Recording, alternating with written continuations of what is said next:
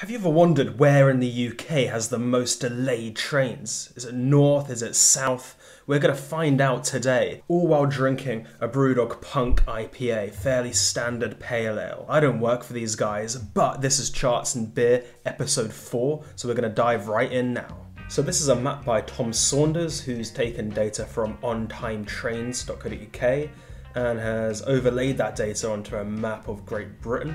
Each dot represents a station, and the colour from red to blue represents the proportion of trains arriving on time at that station in May. I assume that's May 2022, although it'd be nice to know for sure. The reason this is a good map is that it's really quick and easy to see the pattern in the data. All the blue dots are centred around trains and stations in the southeast versus the red dots, which are centred more in the north and the west of England. Specifically around Wales, there's a long, looks like it's a one single train line there where all the stations seem to have very late trains on average. Wales and West Country need to get their act together apparently. Obviously, if you think about this data, it probably has something to do with the socioeconomic divide or differences between north and south. I imagine maybe there's more budget to run more trains in the south of England. Things I like about this map, it's something that will affirm or break certain ideas or annoyances that you have. So no one in Britain, or really on planet Earth, but probably especially Britain, likes to have their train delayed or likes their train to be late, and this graphic plays right into those preconceptions. So it's a really strong story there. Though I would make some adjustments. I think the dots end up being really overlaid. You can't actually really see, for example, in London, I imagine there's a lot more stations than we can see, just stacked underneath the dots, so you can't really see those data points. As well, I think this colour scale here is all bizarre. It's all different proportions, 70 to 80 has 2 colours, but 80 to 100 only has 1 colour. Everything below 18% is this dark red. I mean, it doesn't really seem to, on the surface, match any easy to understand methodology. So this chart shows the average number of books you could read in a year with the time, or the average time the average person spends on social media platforms. We have 5 platforms here. We have Facebook, YouTube, Instagram, Twitter, and TikTok. The creator's done a few things here. Firstly, they've worked out for each of these 5 platforms the average number of hours the average person would spend on those platforms in a year. Once they've got those figures, they need to work out the average reading speed for the average person. Then they need to work out the number of pages or the number of books that person would need to read at the average reading speed in order to fill up the amount of time they would have spent on Facebook, would have spent on YouTube, would have spent on Instagram. Now, obviously, this isn't an exact science, it's more just to give you an understanding. Although the axes here do seem to be a little bit off. It seems like the top axis, the top data point even, is 8 hours. So I guess here is about 7 hours. So are they really saying you could read this many books in 7 hours? I mean, that doesn't seem quite right. Maybe 70 hours? I mean, I'm not the fastest reader, so I wouldn't know. But anyway, they've also done some quite nice designy things here. They've selected books according to the rough colour of those logos. So we've got red books for YouTube, we've got light blue books for Twitter. Overall, this is really pushing the boundaries of what data visualization is and can be. So it's extracting a bar chart that's usually displayed on a screen or printed on a page, and they're physically realizing this using real-world objects.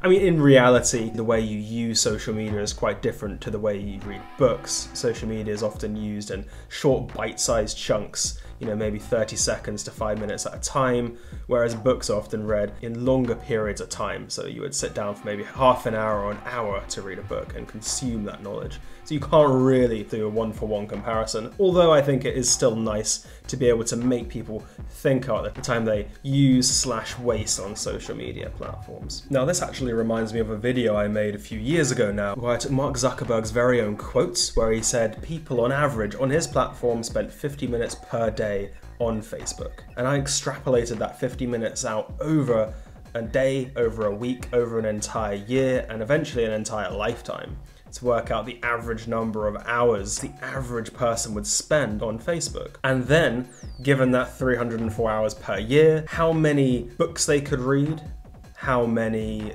albums they could listen to, how many classic movies they could watch.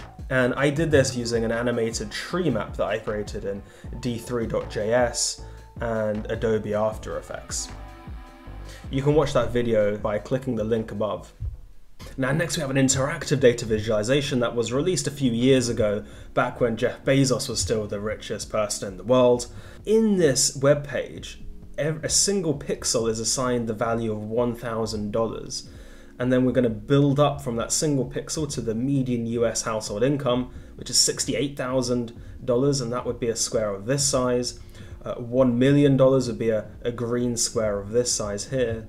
Then $1 billion, based on that 1 pixel for 1,000, would be this huge blue rectangle here, which is obviously just huge when compared to $1 million. And once we get to Jeff Bezos, he has 185 billion. So 185 of these blue rectangles. And now you just keep scrolling. So this webpage is huge, really wide, and obviously it's meant to be a bit of a tongue-in-cheek way of showing the astronomical wealth of this person. You can see, I think it might just be off screen, by trying to move this up, you can actually see how far we've actually come. Yeah, you can see right down here, look, there's just so much you can have a look at. You keep going and going and going, and yeah, then you get the 400 richest Americans, so you're going to view 3.2 trillion, and that just goes for forever, basically. If you'd like to play with this yourself, the link is in the description. Now, obviously, this interactive graphic isn't technically the easiest way to understand the vast scale of Jeff Bezos' wealth. You could just have a simple bar chart showing Jeff Bezos' wealth versus the tiny comparative wealth that the average US household has. That would be the analytically correct way to do it. However, the fact that you are forced to interact and to scroll this ridiculous amount, that very action is part of the experience of this graphic. So you're encoding the vast wealth inequality into your two-finger scroll, or however you're viewing this graphic. It's meant to be ridiculous because the vast amount of wealth on display is ridiculous. So this interactive actually inspired me to make a similarly ridiculous video, which is over 6 hours long, and it's assigning 1 second each of the $10 million Elon Musk owns, or each $10 million of his net worth. So as every second goes by, you see another of his $10 million fall down the page. And now obviously this is a completely ridiculous way to understand the data, but it's showing you just the vast amount of wealth that some of these people do actually have. And if you want to watch that, there is a link at the end of the video, and there'll be a link at the top of this now, I think, as well. So yeah, go check it out. And finally, we have this COVID-19 death spiral, which is drawing outwardly oriented spiral from the beginning of the pandemic in January 2020 all the way out to where we are now in June. And this is a unique way of displaying the data. Obviously, you could just have this on a single horizontal scale. First peak, that was the first lockdown in March and April. Then in 2021, in the winter, we had another wave of COVID. And then I don't know if it's necessarily the most analytically easiest way to understand this. However, it is visually interesting. It does draw you in, and it makes you want to understand and investigate this graphic, which is always a benefit. It is also a good use of a radial scale. Often you see data sets that have been forced into a circle that don't really make sense to be in a circle. For example, someone might have the years from 1900 to 2000 around a kind of clock face. So once you get to the end, it's like 2000 will then lead back into 1900, which doesn't really make sense in your head. However, months of the year do go around cyclically. January does follow on from December, so it makes sense to have it in this form here. So spiral maybe not the easiest way to understand the data, but I think it is a really neat and interesting graphic.